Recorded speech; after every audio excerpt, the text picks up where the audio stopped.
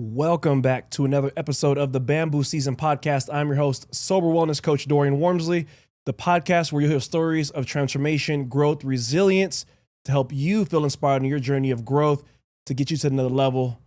My guest today, well, first off, before I get into that, have you ever thought about finding your community of people? You want to go out, you want to have fun. Maybe you're done drinking, but you can't find your tribe. You can't find your community. Today, I have the founder of Etho Wellness Club who has the answers to your problems. I bring you Mikey Margolin. That's right? You got it. All right.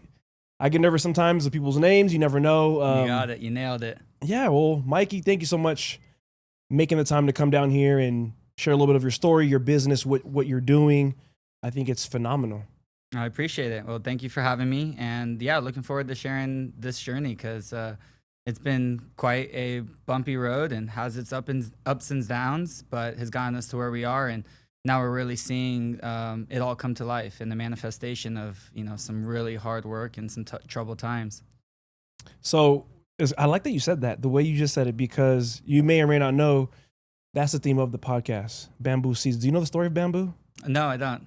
Oh, let me enlighten you then. Yeah. That's what the podcast is based off of. Okay. So the story goes, you plant that seed of bamboo, you water it, sun, fertilize. 3 years go by, you see nothing, right? Year 5, you see a little bit hit the surface. And then after that, the next 90 days, it's growing foot by foot by foot. So the story is, or the basis of it is to trust the process. You're not going to see the growth. You just got to trust that what you're doing eventually is going to hit the surface. And once it does, it's just going to flourish. Yeah. And that's why I like having guests like you. That was perfectly you said that way, that can share, like, at one point they were at their dark down moment thinking, oh my God, nothing's changing. Like, I'm doing all these things and nothing's happening. Out of nowhere, boom. And I'm sure you've heard of it, different actors, celebrities, successful people think it happened overnight. And then you dig in, you hear their story, like, oh, damn, you did that for that long? Yeah, it's true. So shout out to you, man. That's fucking amazing. Yeah, thank you. So tell us, what is Etho Wellness Club? So we're a social community that hosts pop-up events all over the city that is just revolutionizing the way that we get together here in Vegas, the way that we party, the way that we socialize, the way that we connect with our community. We've noticed a huge shift in culture, just that people are trying to find these different environments that are not a bar, that's not a club, that's not a casino, that they want to get out, they still want to socialize, but they don't want to be in these environments that have these toxic traits to them, whether it's drinking or smoking or gambling or loud music, and you can't really connect on an individual level. And we just kind of saw that that is what we want. That is what we crave as human beings, is that connection with each other. And, as someone that grew up here in Vegas, like, I would go out, I did it all. And it always felt like afterwards you'd feel like crap, and you would just be like, what was it? Why do I still continue to go to these environments and put myself in these positions that I don't really love, but I still do it because I love the one aspect of it, which shadows all the negative aspects of it. And that's the connection with each other as human beings. Being able to meet people and talk and have real, genuine connection is hard to find in environments that, is the traditional Vegas place. That's well said, because I agree, because with alcohol, especially at bars, games, I'm not saying you're not fully your true self, but sometimes you're somebody else in a sense. So the conversations are kind of surface level. Yeah. Now, something like at one of your events, most people, I would like to think, I was there last 2 weeks ago, like, I would like to think people are sober unless they're hiding it well, unless they're high, but there's no alcohol there. Right. That's what I'm saying. So you're forced to almost get out your comfort zone and learn how to communicate or talk to somebody, approach somebody, and sharpen up those communication skills. Yeah, exactly. And, what we do is we try to make it a very warm and welcoming environment where we have different activities and there's different games and different vendors that can kind of foster that connection, right? Because we know it's hard to maybe spark up a conversation with someone, but we have different games that will be placed throughout the venue. We'll be doing the classes, so that instantly creates, a common ground with someone that, like, maybe they just took a yoga class next to them. Maybe they did the breath work next to them, and they had that shared experience. And so now they can at least have that foundation to connect with, right? And that's where they can start. And it's just like once you get going on the conversation, once you get to know someone, like you find that's the journey of it. That's the blessing of getting to meet people, is finding out what you have in common and learning from their experiences and their perspectives. And like that's what the benefit is of being able to be in environments that don't have liquor and aren't music where you can't even hear your own voice when you're talking, because it's like those places don't foster that. They foster a different type of energy, whereas we're trying to now curate like, hey, look, we can still have a lot of fun. We're from Vegas. I still know how to party. I still know how to have a good time, but I can do it without having any of the abuses that are and the like alcohol or drugs or whatever. We don't need that. We can still have these environments that are super fun and super fulfilling, and where you actually leave feeling better the next day than when you were there the night before, right? You wake up and you're like rejuvenated. You just took care of your body. You just took care of your mind. You just took care of your soul. And it's like, wow, like this is what social life could look like. Like I can go out and have a good time and not feel like crap the next day. It's, it seems like a revolutionary concept, but like that's really what it should be. Yeah. And yeah, man, that's great. Especially somebody like me who's been living the sober life for a few years now. That was the biggest hurdle when I was going through the sobriety, was not knowing what to do. There was nothing to do. All my friends still drink, even trying to date, things like that. That's the thing you do. Hey, let's go get a drink, PTs. Let's go do this and that. And then you just stay stuck in the cycle of just toxicity is what I'll call it. But events that you're having, or your club in a sense, is exactly needed in a space in a world right now where I think people are transitioning out or kind of taking back from the substances. Yeah. Like not many people are, I'd like to think some people are starting to shift away from alcohol or realizing they don't need it. But it's like, if I don't have it, then where am I going to go? Yeah. Etho Wellness Club. Exactly. That's the answer. You're answering a lot of problems for a lot of people. And, we're trying to do these events all over the city, all different styles and all different venues, like reinventing some of these places that you would go to normally and that you're used to going there and drinking and partying. Now you might be going there and doing a yoga class and like, enjoying some different type of mocktails and all these other juices and healthy things that like are still tasty and still good and they're fulfilling. It's like, wow, you can go and actually have like a protein drink at a bar. Like, imagine that. Like you just got done with a workout and now you go and socialize, and your social hour is actually continuing your elevation. Yeah, and it was cool because I actually went and experienced it myself 2 weeks ago now, I think it was. And it was great because I saw a lot of people that I've known but haven't seen in a long time, or even just known through social media and never met. And it was cool to finally see certain people and then also see people I haven't seen in a long time also. The one thing we all had in common was wellness, whether it's yoga, Pilates, weightlifting, whatever else people do, meditation.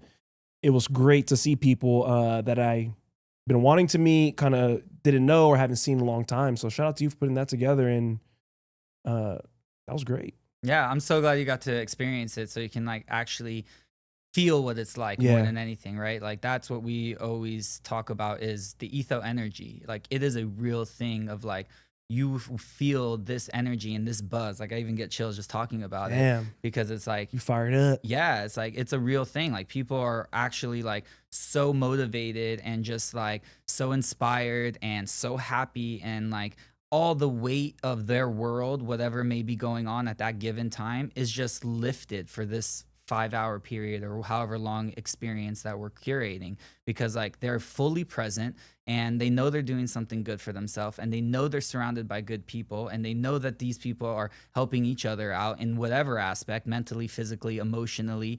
And it's like some of the most powerful experiences have taken place there from some people. I mean, I've had this guy he got into a cold plunge, he got out and he just started like bawling, crying, and like one of our breath workers was right there with him, like leading him through some breath work with it. And he was just like, I just had like this connection to like my mom who had passed away like 5 years ago, just in there, and like I heard her voice like just come back to me and tell me this, like these inspirational things or these thoughts that like have stuck with me. And he's like, I just heard it from her directly, and it was just like super powerful. I know. And like, so it's like those type of things that are occurring are just like, that's what it's about. Like, that's what we're doing. It's like, we're really getting together and, changing lives. And I think at the end of the day, like a lot of the problems that we see in our society now are because we have just people that are unhealthy at a mental level and physical and emotionally unhealthy. And it's like, if we can just get back to basics of like being happy human beings, I think we'll see a ripple effect of things that will occur that will just start to dissipate a lot of the problems, a lot of the greed that exists in business in the world. Like, you know, if people are starting to connect and really feel with each other on a personal level, like they're going to be more inclined to help each other out.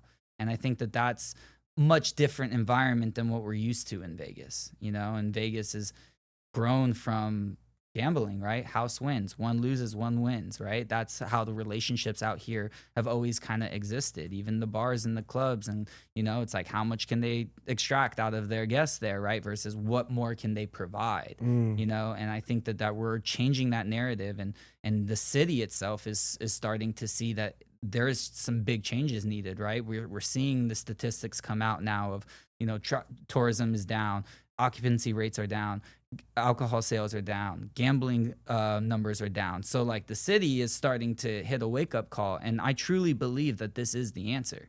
Like if we are able to recreate the way that Vegas defines itself, and as it is can still be the party capital of the world, but like party hard, recover harder. And like, let's create a place where we now have a destination of wellness. Like, why don't we go to Vegas to get well? Why don't we go to Vegas to just have fun, but like feel good? Like, you know, we've seen the stories and time again of people, they leave Vegas and you see how they are. It's like the worst possible state. And it's like, it's gotten popularized by social media that's like, oh, I'm unwell. Like, I feel like crap. Like, I just went to Vegas and lost all my money. Like, why is that? Why is that what we want as a city? You know, like, let's try to rebrand it. Let's become a place where people come here and actually take things home with them that they can implement into their life and become better versions of themselves. Speaking of experiences, I had my first meditation experience at the event. So I'm not big on meditation. I don't really do it. I'm not big on noises, making noises, him and hawing. And we're in the meditation and everybody starts yelling. I'm like, oh, hell no. I'm not gonna lie. I was like, oh, hell no, fuck. But I was with a friend and being supportive, so I was like, all right, let me just sit here and just at least sit. So I'm sitting, and then I'm thinking to myself, I'm like, man, I need to start doing, I used to do a bunch of events, fitness events, similar to what you guys were doing. I was like, man, I need to do this. It inspired me. I was like, I need to do events again, man. This is so fun. I need to put it together. But then I started sitting there, and I was like, as everybody's yelling, I'm sitting there, and I'm like, no. That phase of your life is done. Like right now, your focus is to work on your speaking and become a speaker, professional speaker to another level. And I was telling my friend this, and she was like, that's meditation right there. You were able to come back to yourself and kind of, so in the chaos, everybody yelling. Yeah. I was able to come center and just ignore them and like reshift my focus. I left there. I was like, I'm locked in. Yeah. That's amazing. Yeah, it was. Yeah. And no disrespect to anybody who haws and hems and yells. Everybody's different. I support what you do, but yeah, teach their own. And that's another big part of what we do at Etho is like, there's not a one size fits all with when it comes to wellness. There's all different type of activities. There's all different types of social settings and things that you can do. And you just kind of have to find what works for you. Maybe yoga is not your thing. Maybe you're more into the boot camps. Maybe you don't like group classes and you just like being able to talk one-on-one with an instructor and get some direct intention. Maybe you don't like cold plunging. Maybe you like the sauna. Maybe you like physical therapy. You like getting stretched out by someone. Maybe you just like new technology and these tools that are coming out. Like, we want to make sure that, hey, here's everything that possibly can be considered something good for you in the wellness aspect, whether it's physically, mentally, or emotionally. Take what you want and leave what you don't.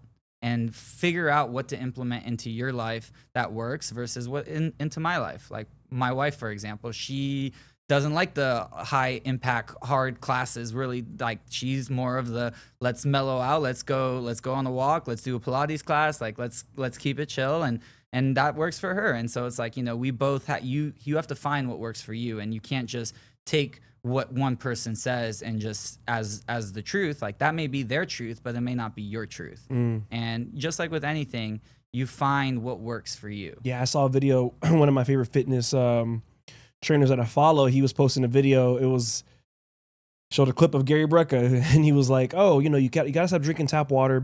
As the guy's drinking tap water, he's like, "Fuck!" Turns the water faucet off, grabs bottled water. Then another person pops up. You gotta stop drinking bottle. He's like, "Damn!" Then he go grab Topo Chico. You gotta stop drinking Topo Chico. And he was like, "What do I?" And I like what you said about finding works for you, because there's so much information. As soon as somebody says one thing you should be doing, there's gonna be somebody else, and if they have a big following, you're gonna believe them and think they're right. That's the crazy part about social media, is like, you'll follow somebody to a T of what they say, their routine, right? And just based off their follower count, their little blue check, thinking they have the secret sauce or something, instead of actually even trying. Like, even for myself, when I train people, they come to me, "Hey, I want to try it." Okay, try it. Like, I'm not against keto, carnivore, anything you want to do, try it first to see if you even like it and if you can sustain it, because you don't know what works for you. It might work for you, might not work for somebody else, and vice versa. Before you became, Mikey, the founder of Etho Wellness Club, what was your life like? What were you doing before? Yeah, I mean, it's been a long journey to get to this point. I truly believe that everything happens for a reason, and looking back on it, it always makes a ton of sense. You see your trail, right? But looking forward, there is no trail and no path, and it's because you're a trailblazer. Exactly. So Woo! you never see. So going back to when I kind of first got into, I would say, the wellness area, was like, I was like 19 years old, and I had like back pain. I was like I had worked a desk job at a corporate company for 5 or 6 years at that point.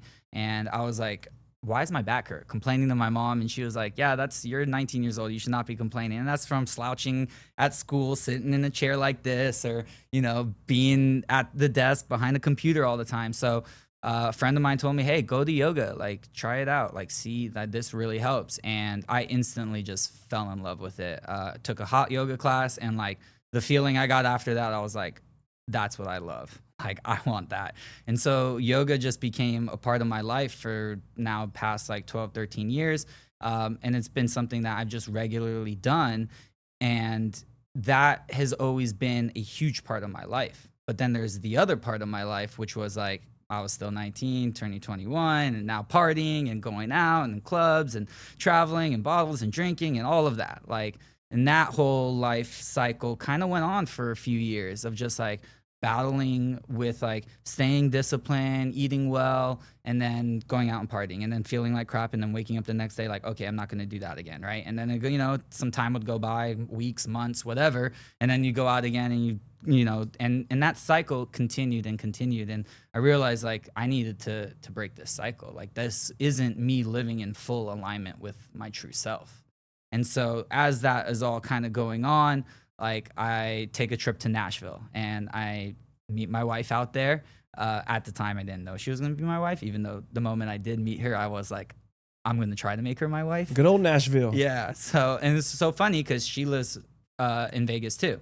So we were both just coincidentally out there and met, hit it off, came back, and and kind of we started to talk about like what we want our life to look like and where we want to go. And that was, kind of like I was about 27 at the time, 28, right around there.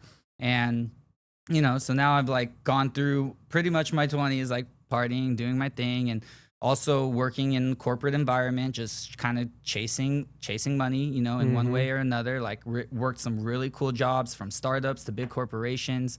I started in the government space doing payment processing for jails, prisons, courthouses. Yeah. Went from there into the cannabis space, did payment processing there. Went from there into Bitcoin, did a Bitcoin ATM company for a while. And then from there went into sports betting and gambling as a profession, which, As a profession? As a profession. And that, so you were is it called handicap? Pretty much. Yeah, pretty much. I worked for actually some bigger groups and individuals that are just like have been doing it their whole life and kind of was just brought under their wing. Do you know of Vegas Dave? I do, yeah. Is he still out here? Like out in the world doing things? I don't know. Yeah, I haven't kept track of him in years since I haven't been in that space. But okay, sorry, go ahead. No, yeah. I mean, that's just like the marketing side of things. And like, he's just, it's very scummy space. You know? I'm sure. And there's a lot of trouble and you're dealing with gambling at the end of the day. And for someone like me who comes with like an addictive personality, that was that was the end of the road for me. And that's that was when last June, everything just kind of hit a point in my life where it was like, if I were to continue this path, working in this space and not making a change, like I would lose everything. I would lose my relationships, my money, my family, my friends, like everything, because like you're just like, you're in an environment where, again, it's about who wins and who loses, right? Every business relationship in that space is like you're trying to win from someone else, and it's just like it wasn't healthy, and I could feel it internally. Like I'd go to yoga and then I'd come back home and I'd be bedding, and it's like it wasn't in full alignment, you know. And so I said, I got to stop everything. I need to clear out my life and really focus on myself mentally and spiritually, to really define what I want our future to look like, my wife and I. And at the time, she was also dealing with endometriosis, which is an inflammatory disease that really affects like her cycles, and so that once a month she's like debilitated from that, and so now she has to figure out what causes this, and why is this now a big factor in her life. And again, that came from just, working in the nightlife industry, and just like that whole entire process of us both kind of coming to a head at the exact same moment of being like, we need to make a change. What do we want the future of our life to look like? And it was either pack everything up, sell it all, move to Southeast Asia, Bali, bounce around, travel the world, just go down that path, because that seemed very exciting at the time. And like, and then, so we were kind of planning on that. We were kind of going through the whole process of seeing what it would look like to just, give up out here and move on. And then one day in yoga, like we just kind of made a decision. We were like, it just kind of came to us in meditation. There you go. Why not make the change here? Why not create the change that we want to see? If we want these healthier environments, and we want to do something every day where we wake up and we love what we do, and we know that it's not just about making money, it's about actually changing the world and having a purpose in life, and like creating that purpose. I think that was something I always battled with, because it was always like, they always say like, find your purpose, right? And like I was always like searching for it, but realizing you can actually just create it. Like you can make your purpose. If you set yourself up with what you want it to be, you actually just find out how to create that and create a path that's in alignment with that.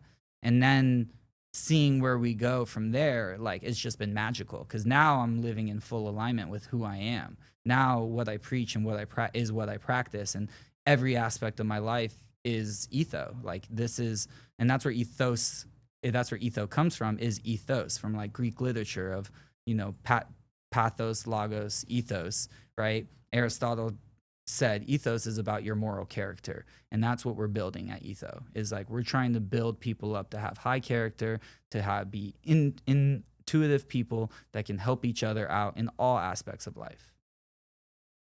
That's the 101. That's it. You got it. That's good, man. Everything starts somewhere, I guess. Yeah, that's very powerful. Was there any specific event that happened that point in June to where you were like, okay, this is it? Yeah, it was dealing with gambling, man. Losing a shit ton of money and realizing that, like, wow, like if I don't make this change, I will lose everything, right? Relationships, family, money, like all of it. It's just it's a demon, and dealing with that addiction is not fun. And so that was, I checked myself into an IOP program, which is a intensive outpatient program, and went through the whole entire process of just like I said, slowing down and learning about myself, learning about just what it means to have. So it's like a outpatient for gambling addiction? Yeah. Addiction? Yeah, okay. Exactly. And learning exactly what that means to live with that, and how like that can just spiral into anything. And then also just knowing who I am as a person. Like I have that addictive personality, for good and for bad. I can be addicted to working out and being regimented and having a good diet and applying it to healthy things. Or I could be like, oh no, like when I'm going to be the one to party, like I'm just going to be the one to party. Right. Yeah. And that was always how it was. And realizing like, oh man, like I have to manage this like every day with everything. And realizing that it's also a power because you can apply it to things, right? Like I applied it to building this company. Like, I sat down at literally the beginning of this year and, started writing down a business plan and going to every single person I know in my network and, kind of having them poke holes in it and figuring it out and starting to position things and develop what a business model could potentially look like. And, realizing that if I can apply all my knowledge and skills and experience to something I love that I'm passionate about, like it's gonna create something special. With the gambling addiction, does addiction run your family? It does, yeah. Who, from where, or what? Pretty much everyone at some point has dealt with it, I would say. Gambling or other things? Other things. My dad has dealt with gambling addiction. Really? Yeah, my parents are not together because of it. Oh, wow. Yeah, so that happened when I was like 13 years old. My mom did a very good job of like, I would say, shielding me from the effects of it. Like from when I was a little kid till 13 years old, like I grew up in a very stable household. Like family went on family trips together. Like we went out to dinner. I'm an only child. So I grew up with like my parents' friends and like going out, and they would take me everywhere. And like, I think that helped me out a lot in life. And anyone that knows me knows my mom because she is the biggest influence in my life and just an absolute like star. Like once you meet her, you'll understand. Like she's just, that woman gets things done and has everything aligned. But everyone, and even she deals with like drinking. I say she manages it very, very well. Her mom was a raging alcoholic, and that was something that she had to break away from. And like she was like very adamant that like that is not going to be something in our household, right? But gambling is a completely different addiction because it's something you can't really see, and it's something that you can't really overdose on either. Like until you just are like, I got nothing, right? Yeah. They come take your legs. And it's the addiction with the highest suicide rate as well. Ooh. Out of any addiction, because like it's a scary thing, right? Like it's like if you drink too much, you pass out, you can't. If you do too much drugs, like like your body just physically can't take that anymore. But gambling, it's like you could do it all day, every day, and like you would never know. And so from the age of till 13, you had no idea he had an addiction. When did you find out? Shortly after that, like right about that time when like, they tell me like, hey, our parents are splitting up. Like, I was like, what do you mean? Like this was caught completely off guard. I had no idea there was even a disagreement within the family. And I'm just Nobody like, consulted with me. I'm 13. I need to know these things. Yeah. I mean, that's how our family is. My mom's Italian. So like Italian Sunday dinners are every Sunday. And it's like, you're spilling all the beans on the table on Sunday. Like, oh, wow. I'm telling her everything. It doesn't matter. When I was a kid, like she was the one dropping me off at the party and picking me up. Like, even if she knew I was drinking underage, because like she wanted that control. And we had that type of relationship where it's like just super open and honest and very, very constructive and healthy, where we have conversations where it's like, asking why, right? Like she would tell me I can't do something. I'd be like, okay, why? And then she would explain, and maybe she would, adjust her behavior on there, whatever, right? But yeah, so going back to it, like, yeah, it really caught me off guard. And that was definitely a big turning point in my life for sure. Realizing that I think I just kind of grew up at that point and like knowing like, okay, I'm not like a kid anymore. Now, like I have to take care of myself in a way, because like now my parents are kind of separate, doing their own things, working, and I'm in the middle of high school trying to figure out if I'm gonna go to college or what that looks like. And I actually ended up getting kicked out of high school. I went to Bishop Gorman and got kicked out for smoking weed. Failed a drug test there. And they drug tested you? Yeah, they do. Were you in sports? I was playing sports, but this was after my sports. Why they drug test you? Is that like the thing? They just do it there. They do it, all the kids. They randomly really? drug test. They test anyone. Yeah, it's crazy. You'll get fines if you don't have a belt on. You'll get fined if I had a beard. If you have to shave, you get fined if your shirt's not tucked in. I didn't know it was like that. Oh yeah, if you don't have the proper Dickie shorts, like if you have too colorful of shoes on, like it's crazy. They are trying to create these cookie cutter kids that go directly from there into these high universities, and just like it's like a cog in the wheel, right? Yeah. This is what the system needs, are these kids that will just follow direction and then get a job and then work in the system and then retire. And that whole thing is a whole nother battle of just like realizing that no, like you can create your own path and do whatever you want. You don't have to work a 9 to 5 job. Like, yeah, you need to produce some income, but like you can be creative about it if you really like set out, and rather than being told what to do, like go create that direction, right? So you That's got kicked out of Gorman for smoking weed. yeah. Was getting high, smoking that shit. Yep. What did you do? Where'd you go after that? High After school? that, I finished at Palo for a year, and then Okay. and then my mom pulled me out of Vegas. I went down to Orange County, went to Saddleback College down there, and that was when I started to just get in love with work and like business, because I started to work at the it was called General Payment Systems at the time. They did payment processing for jails, prisons, courthouses. And so I started to see what it meant to like build a business, because they were kind of a startup at the time. Yeah. And then they just like grew and grew, went public, like I went through that whole process, sold off. I was like a $10 million asset sale. I did like all the due diligence paperwork for that. So like I got to see what it takes to like actually produce, a business on paper, and like being a part of that and getting guided through that was super impactful and powerful. And I loved it. I was like, oh wow, like this is really cool.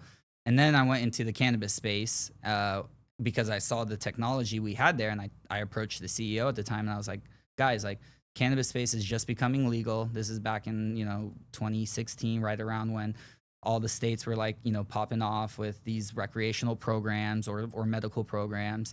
And so they needed a way of tracking the money, the actual like payments that were taking place in the dispensary, because everything was just a cash-based business. Mm-hmm. And so we had the hardware with like kiosk and bill validators to like actually install in dispensaries where people can take their cash, like put it in the machine, it spits out the right change, and like then cash was never touched by anyone within the dispensary or the life cycle of that sale. And that is what allowed banking to take it on, because that was the big problem with the cannabis space. There was no banks that would actually bank the money. And so that was where these type of systems came into place and allowed this to actually take off and become a legal program. Ah. Yeah, it was a fascinating time. It sounds like it. I used to work at a dispensary when it went legal, basically. And I remember I used to get paid in cash, which was so interesting. Yeah, Like cash pay. I used to hate it because I hate going to the bank and depositing cash, and then having cash, I feel like you spend it faster. for sure. But now in today's day and age, when I see people with cash, I'm like, why? Like it pisses me off sometimes. Yeah. Like, how do you still have cash? Like I'll be at a restaurant or whatever, paying in cash. It's just a crazy time in life to where everything's Apple Pay or whatever. I think it's amazing. I want to circle back real quick too. So your father had an addiction, then you kind of trickled into it. You think yours came from him? Yeah, for sure. I think there's definitely genetics play a role in it. Environment plays a role in it, and just like your lifestyle, right? Yeah. It all factors in. Sorry. So I definitely like, obviously when the thing happened in high school, like that was like, family comes to the table. It's like, hey, you have a problem with this. Like this can't exist, right? So having to then like be aware and conscious of like, okay, shit, like this could affect my life if I continue to do this again. So having to put a cap on that. And then drinking came around. I turned 21. Now I start to go to clubs and understand what that is. And like, now it's like I can see effects of that, where it's like you wake up the next day, I have no money in my pocket, or I have a chipped tooth. What the fuck? Yeah. That's like hangover. Exactly. At what point did you started drinking in your early 20s? Almost everybody does that. What point did you realize or knew that your mom kind of struggled with it?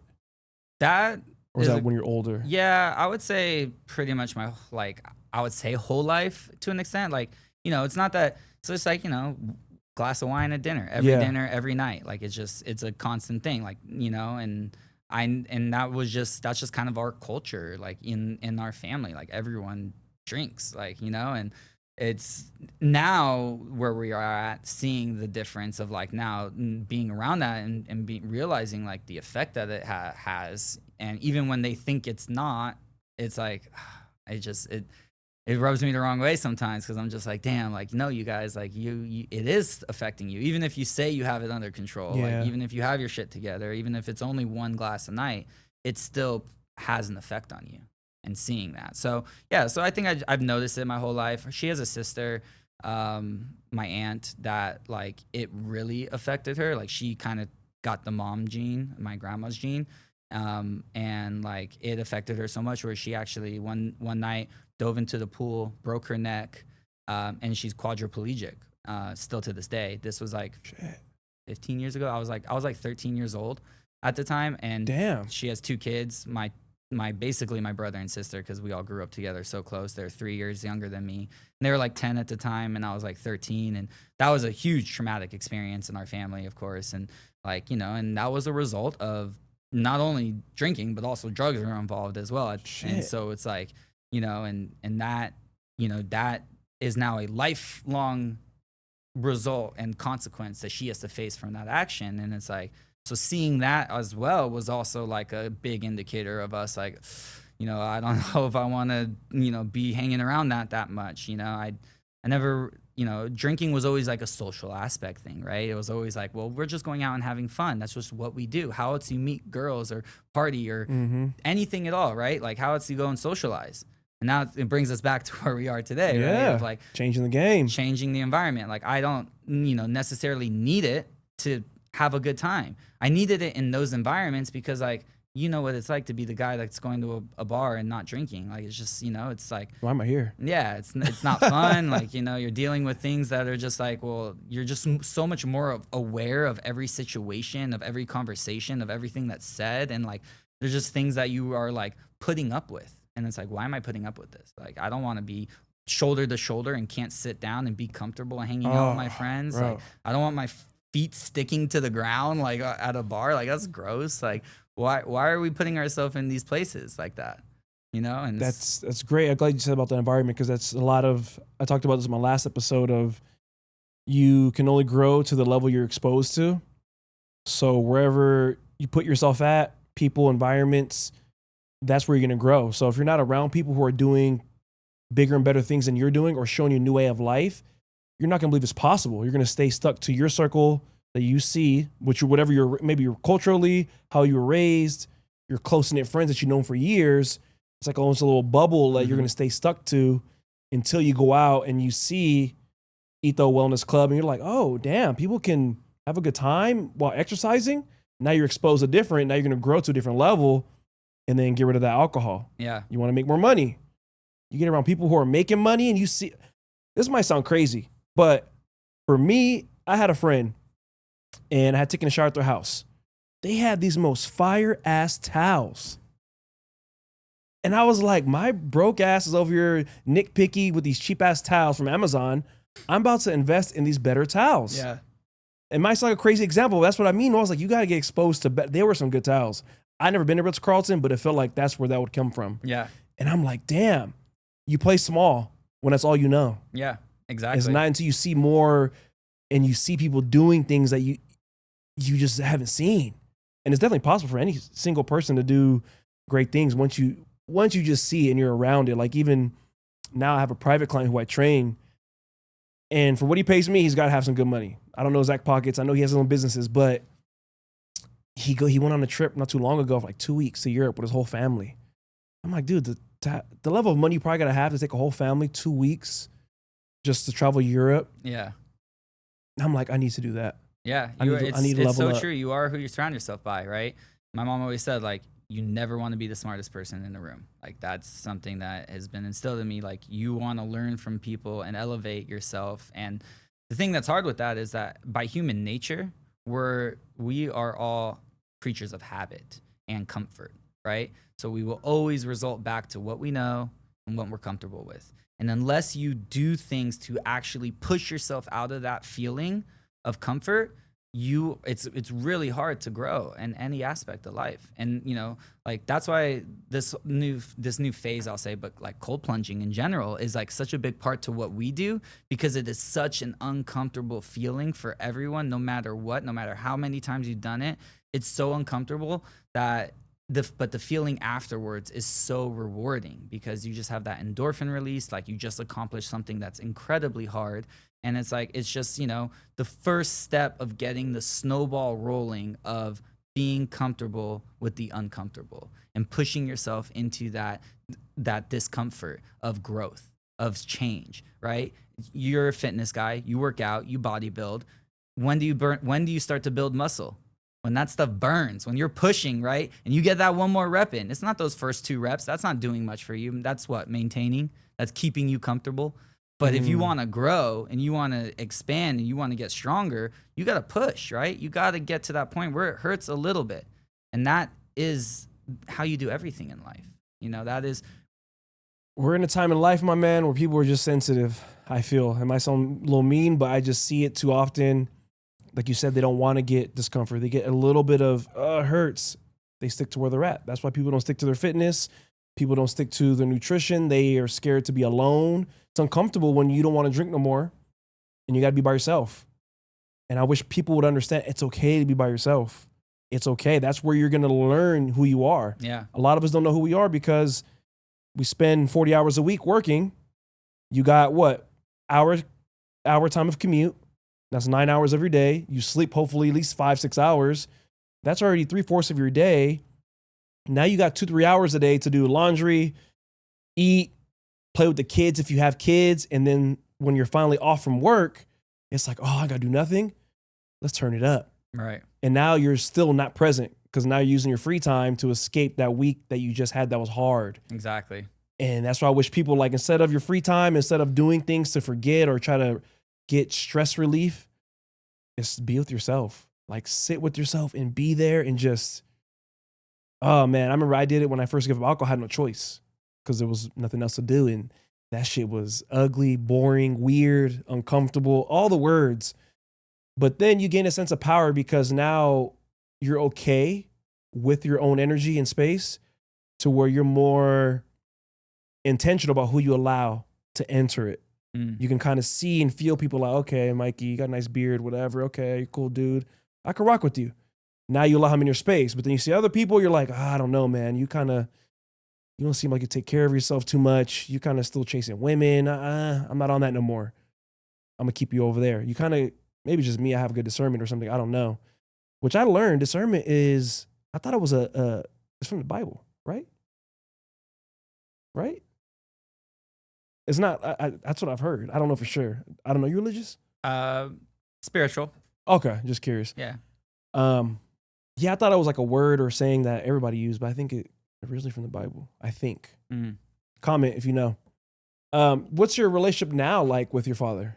It's good. You know, I think it's stayed stable. Like, I've always have genuine just love for him. Like, he's a fun, really nice guy. Like, he's everyone's favorite guy in the room kind of thing. You know, he's just carefree. What's his name? Joe. Is he Italian too? He is a mix of, like, I think it was, what was it? Russian, Jewish, something. I don't know. It's a whole mix of things. Okay. But in my family, we have a running joke. Like, I am 100% Italian. My mom will instill that into you, and that will be written on my grave and on her grave. We are 100% Italian. Where's she from? She was born in LA, but her dad is from Italy. Oh, okay. Yeah, and he met my grandma in Italy when she was in the Navy at the time, and so they were damn, Italian Navy. Yeah, she was in the American Navy. Okay, yeah. Okay, gotcha. And he was an Italian there, and she was like a nurse or something at one of the ports, and yeah, they hit it off, and he was like, I'm taking off. I'm out of Italy. We're going to America. I was just curious if it was like East Coast, because I know there's a lot of Italians on the East Coast. Yeah, that's where a lot of family still is. Okay. That's where they started because they come through Ellis Island, and so my mom has 3 other sisters, 2 of which are now in New York and Staten Island still, and then the other one who's out here is the one that's the quadriplegic. When you started doing the Etho Wellness Club, you stared what you said, April? That was our launch party. Yeah, I know you started planning in January, like business plan. You launched in April. Exactly. And that's what, 6 months? 5-6 months? Just about, 5 months. 4 or 5 months. What's been the biggest struggle so far to this point? So it's a struggle that I deal with every day, which is just like the actual scalability and sustainability of this as a business. Like, there's not money to be made in this. Like, events, it's a lot of time, effort, energy to put this stuff on, cost a lot.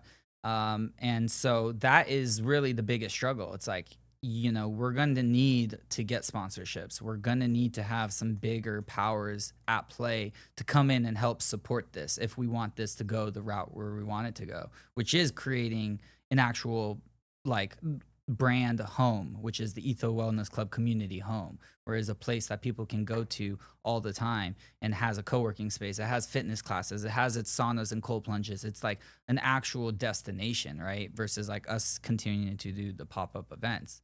But yeah, so I think that's definitely the hardest challenge is like the business side of things. Like if you're looking to invest and get into a business and do something, like this is not the path to go. This isn't your number one margin business. Like if you're looking at it specifically from a P&L standpoint, you're going to want to look elsewhere. But if you want to look from what an impact it is doing to the people and actual product and service that you're providing that goes way beyond just a transactional sale, there's nothing more powerful than this.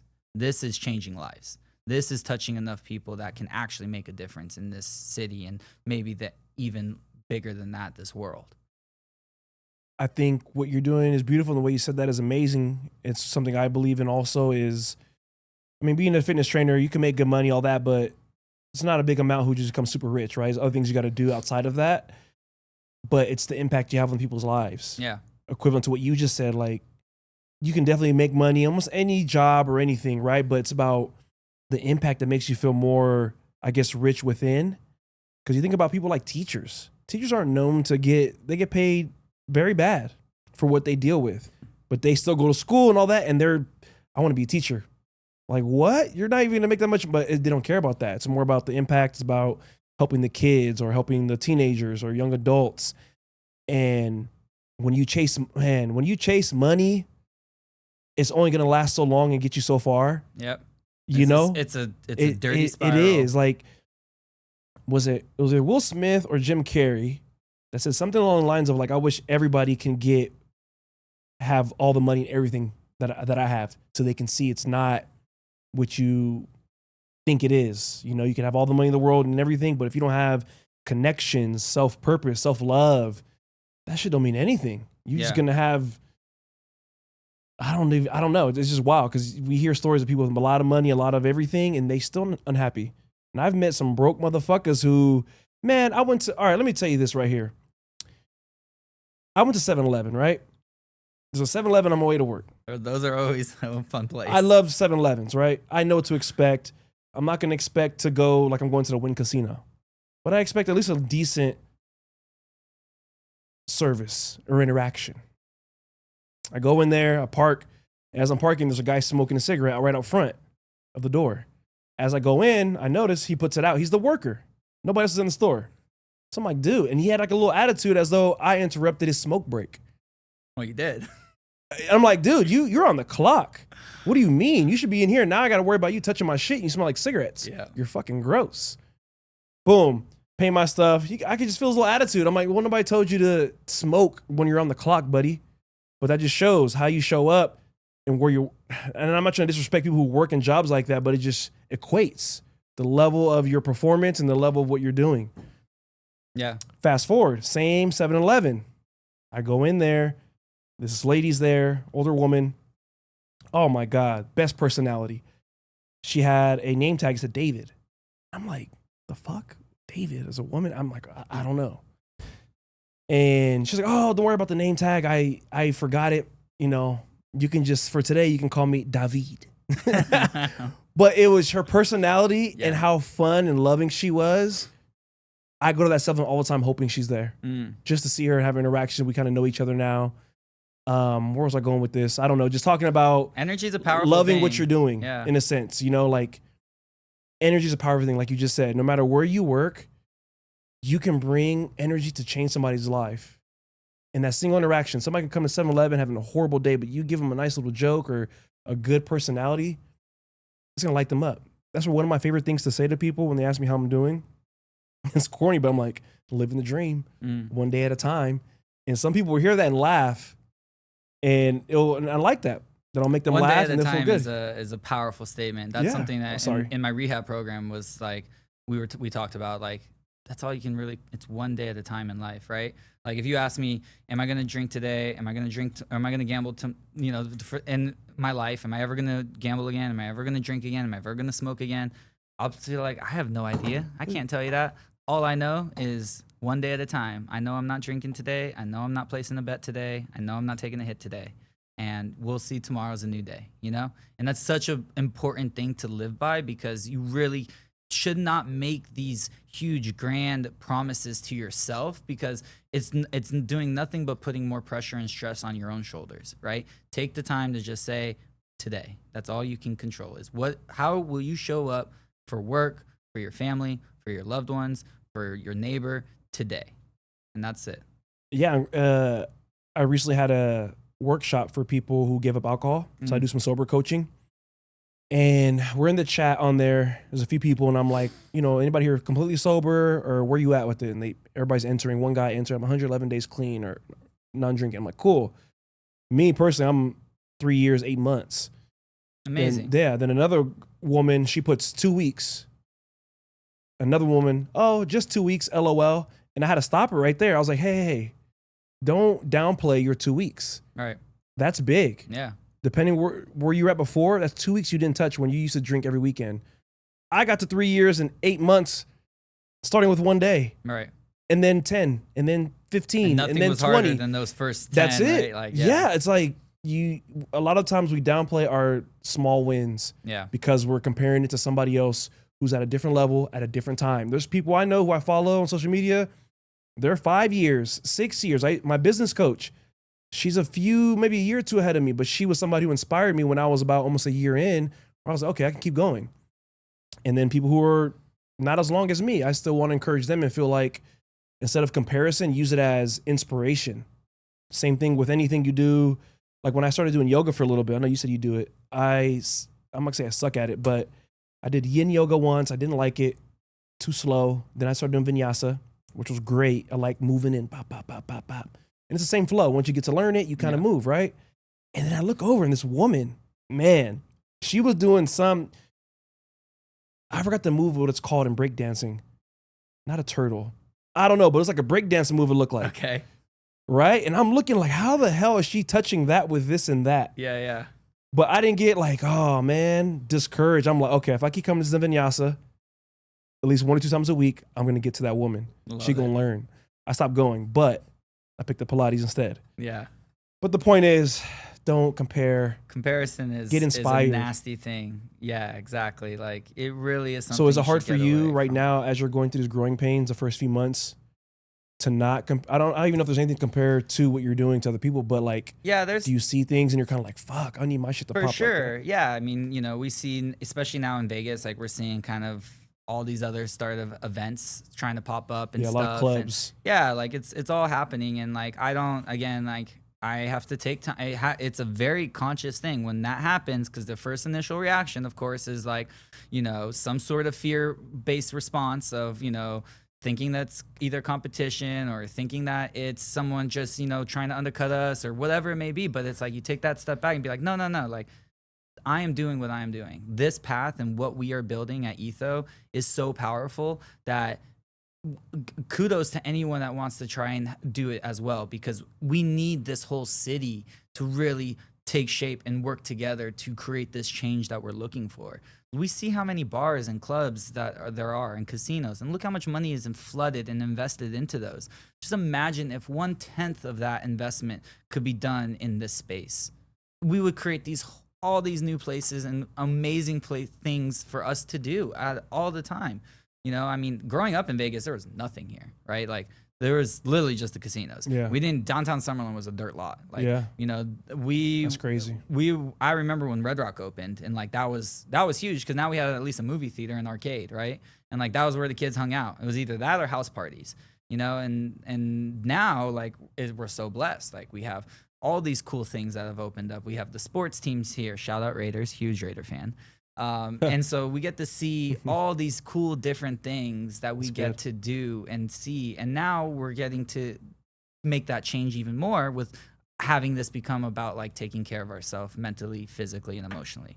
And in these new environments that, they're not woo-woo. They're not just like hardcore workouts where it's like, not fun because you're just getting your ass kicked all the time. Like, we want to make this a fun experience. Like, we want you to go and have fun. It's about hanging out with your friends. Like, you know, I always say, like, the best marketing that we have is the marketing that's done after the event because of how everyone feels.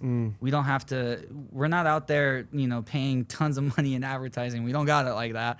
And so how we're growing is just this organic growth of people seeing like, wow, like, you got to come to one of these events. Like, there's so much fun. Like, I tried something I've never tried before. I met a new friend. Like, did you know they had this? Like, you know, everyone, when they hear about these events, they're like, Vegas has what? You know, like for us. I will say one thing that was real good, I thought, was the price point, at least for the event I went to. That's what we tried to do. I was like, that's good because it's not too crazy, but it's not too low. It's a point to where I'll pay it and I'm going to show up because I paid that amount of money. And yeah, that was a good job on that. I appreciate it. Yeah, I mean, again, you know, from a business model standpoint, like it's not the best. But as you know, well, maybe you do or don't know, but I think right now it's going to be, who knows, a whole year probably, maybe shorter, of you doing what you're doing before, like, I might say before, how do I say this? Because kind of what you said, like you're in that point of figuring it out. We need sponsorships and I everything. don't know. Yeah, I don't know what the future entails. You don't. I will tell you the exact same thing I said when we started before the April 6th event. I have no idea what the future of this looks like. And back in April 6th, if you had told me where we are now, like we have a partnership with Puma. We throw an event every month with them down at their flagship store on Las Vegas Boulevard on their rooftop, doing cold plunges, doing a run, doing a recovery zone. Like, you would have told me that within that. We've done an event with Lululemon, their flagship store launch here in Vegas as well. Downtown Summerlin, taking over the entire lawn over there. These partnership collaborations with these studios here in town, Be Well Studio, P1 Paddle event. I mean, they're popping up left and right now, you know, and it's like, it's really cool to see. Like, I would have been like, maybe a year from now, like if you asked me all this back in April, right? So it's like, you know, seeing just where we're at in just this short period of time is a true testament to what we're doing, and knowing that if you just continue to do the right thing will follow. And if you continue to build a special community that touches people in a special way, that allows people to have just a little bit more joy in their hard lives, then people are going to want to be a part of that. You know, it gives me chills. Like, people are going to want to be a part of it and want to see this grow and continue, and are going to want to support it. And that's what it's about. This is a community-based thing. Like, we are taking everyone that wants to be involved. If they say they want to be involved, sure, come on in. You know, what do you got? Pop up a tent, share your product or service. We're happy to share that with you. You want to instruct a class? Great. Let's see what that looks like. You want to do a cacao ceremony? All right, we'll do a cacao ceremony. Why not? Like, you know, we'll try all these different things out and see what the people want. And, you know, it's all about, at the end of the day, that core goal of just addressing people mentally, physically, and emotionally. It's beautiful. Appreciate it. We're trying. We're doing it. You're right. Always say that. Don't ever say try. Trying is... There is no try. Fuck no, you're doing. Because you're literally... You're doing it. You just had an event. You have another one coming up. You got another one next month, you know? So you're really doing the damn thing. And you can ask for advice, but I just want to say, keep doing it. Regardless of how it shows up now, like, keep doing it. Because like I said, the theme of the podcast is Bamboo Season. The growth is coming. You keep doing the same shit you're doing. At some point,